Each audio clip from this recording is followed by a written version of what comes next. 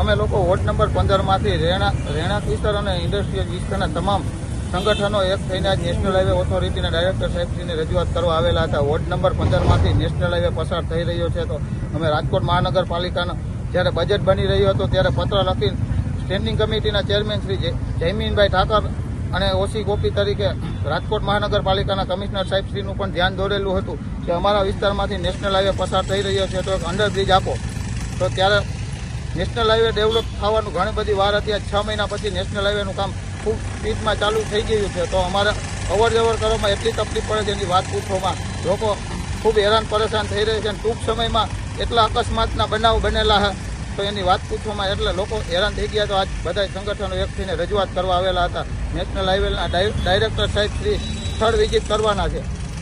માંથી જે NHI national હાઈવેનો road જે પસાર થઈ રહ્યો છે, એમાં ખાસ કરીને આજી ડેમની જે આજી નદી આવે છે, આજી નદીથી ખોખરદોડ નદીની વચ્ચે બંને બાજુ જે લોકો વસવાટ કરે છે, ઇન્ડસ્ટ્રીયલ એરિયા આવેલો છે.